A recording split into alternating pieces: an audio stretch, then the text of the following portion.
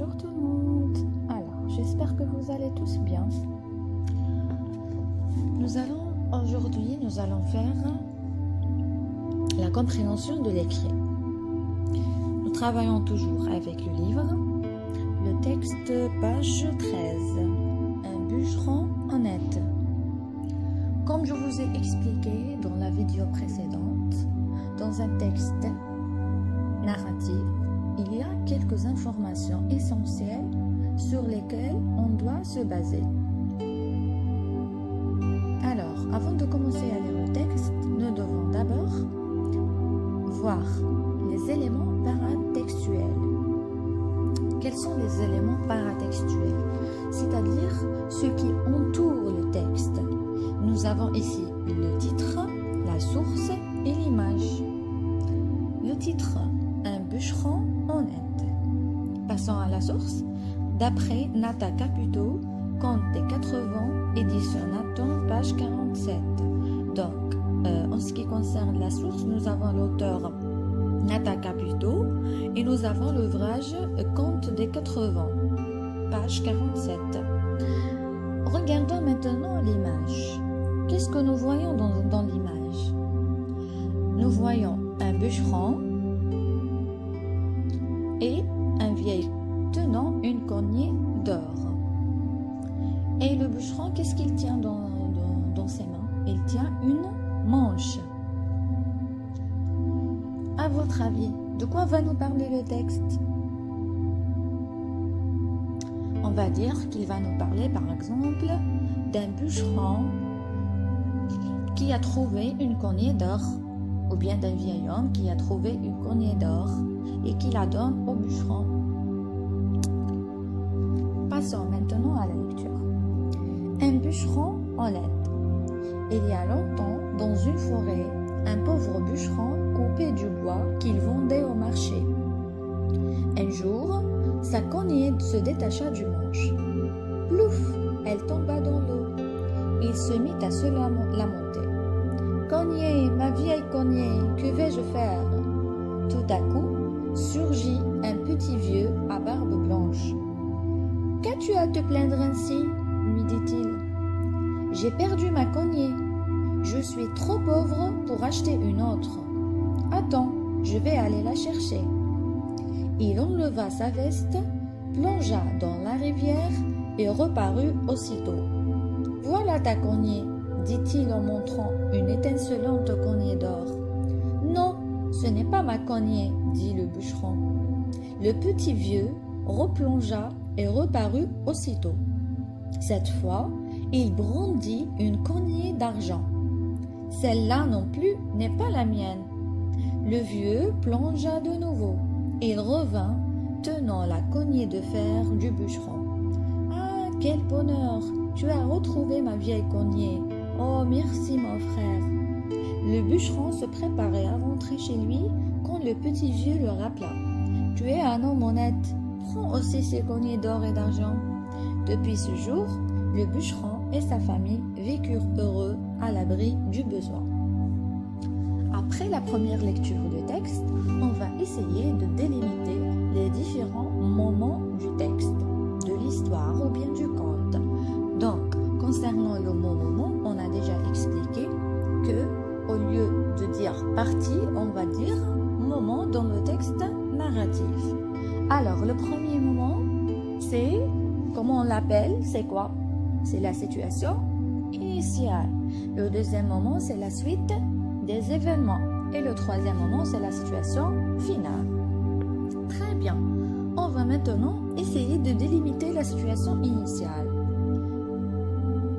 Nous avons ici, il y a longtemps, donc ça commence temps, jusqu'à marcher. Jusqu'à marcher.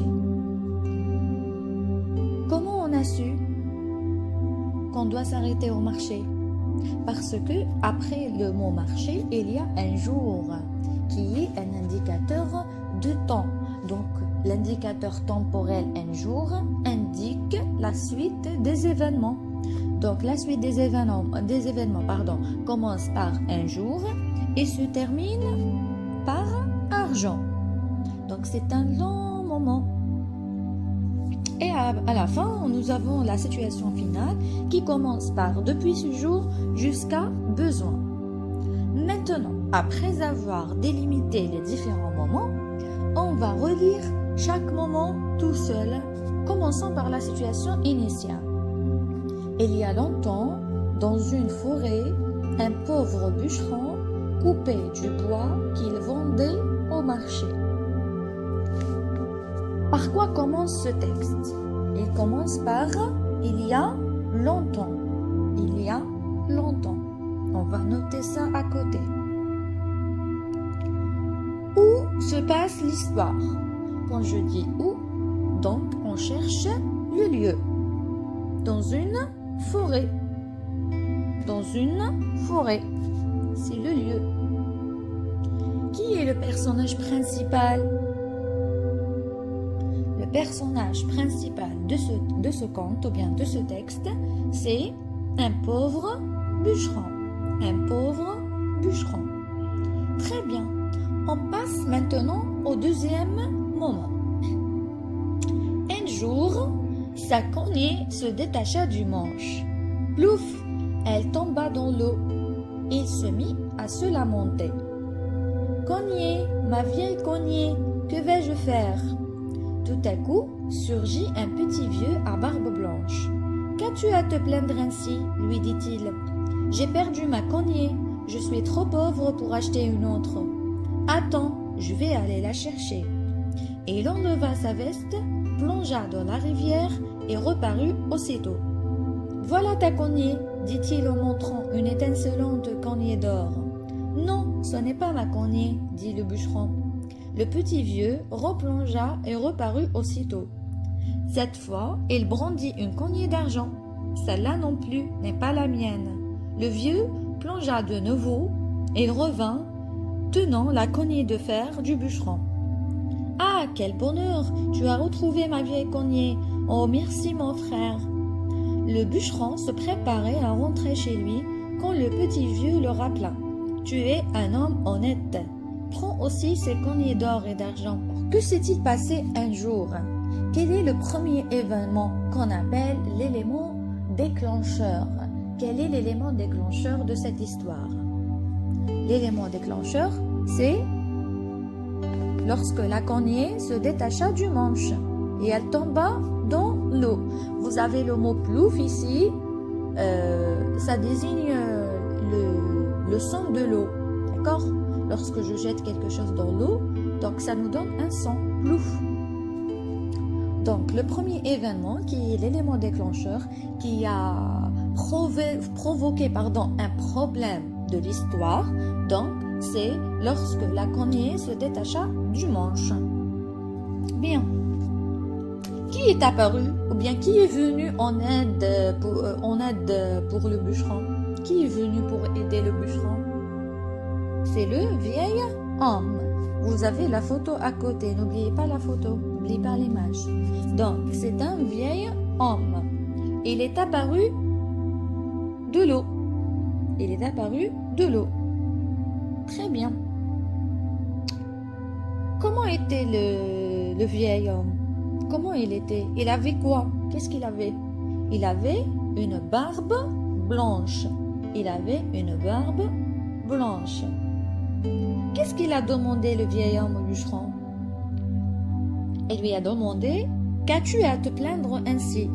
Pourquoi il se plaint?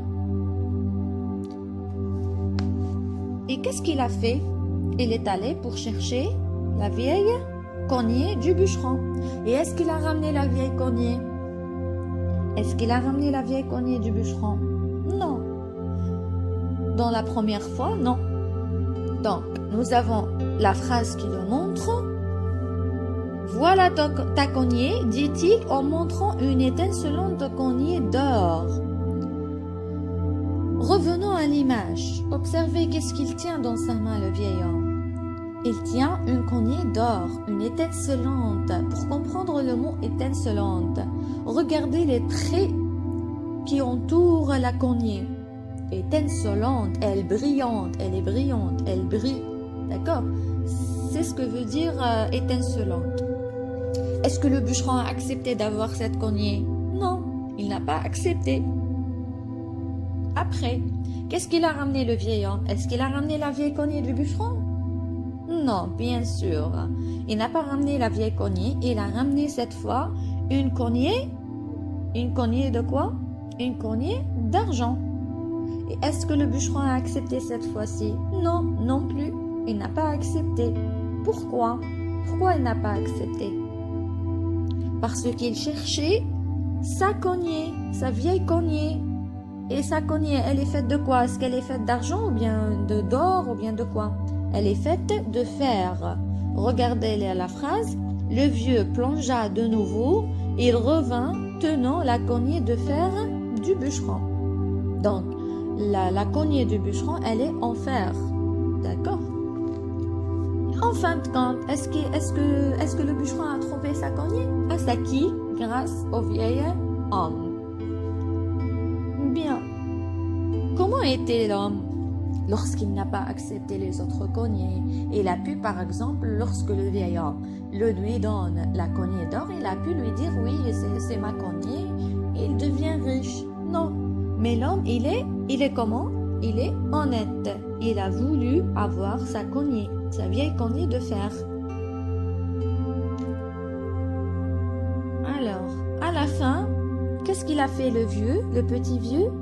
Le petit vieux lui donna la cognée de fer, sa cognée de fer, et lui donna sa cognée d'or, la cognée d'or, et lui donna la cognée d'argent. Pourquoi? Parce que c'est un homme honnête. Lisons maintenant la situation finale. Depuis ce jour, le bûcheron et sa famille vécurent heureux à l'abri du besoin. Comment vécurent le bûcheron et sa famille? Ils vécurent heureux à l'abri du besoin. Donc, le bûcheron a été récompensé parce qu'il a été honnête. Et du coup, il a eu, au lieu d'une cognée de fer, il a eu 3 cognées. Une cognée de fer, une cognée d'argent et une cognée d'or. Très bien. Observez maintenant la première expression par laquelle commence le texte. Il y a longtemps. Il y a longtemps. Connaissez-vous comment appelle-t-on cette expression?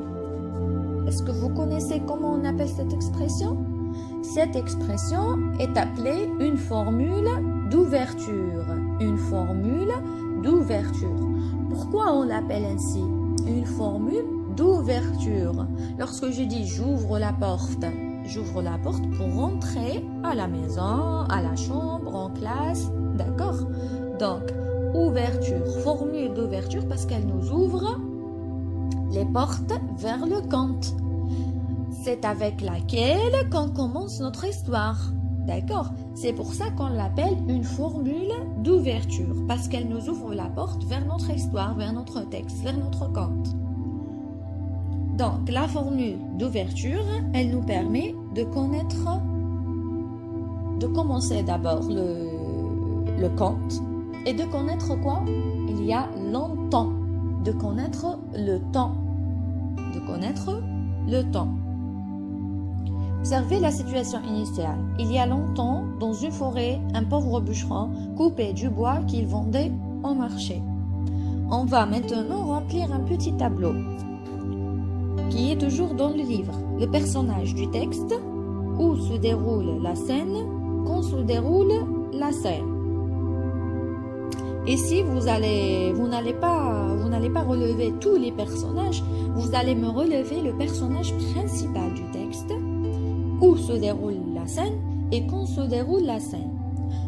Le personnage principal, c'est qui? On a dit c'est le bûcheron. C'est lui le héros de l'histoire.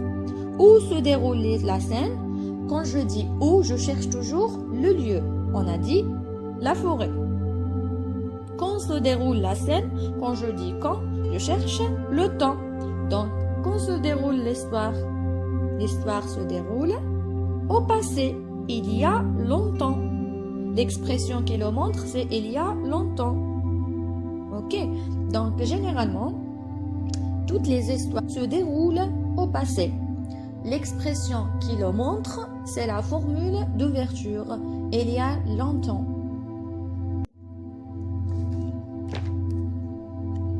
sont les informations essentielles qu'on trouve dans la situation initiale. On trouve l'expression du temps, qui est la formule d'ouverture.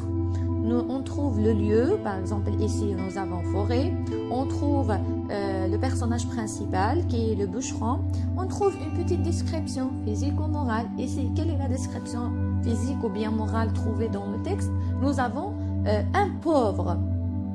Pauvre, c'est le contraire du mot riche, c'est-à-dire il n'a pas d'argent. D'accord? Donc, ici, on peut rajouter une petite description physique. Il est petit, il est grand, il est mince, etc. Donc ici, on a juste une petite description du personnage principal et sa situation. Couper du bois qu'il vendait au marché. Je vous propose alors un texte, celui du petit chaperon rouge, et vous allez essayer de répondre aux questions que je vous ai écrites. Et j'espère que vous avez bien compris le texte.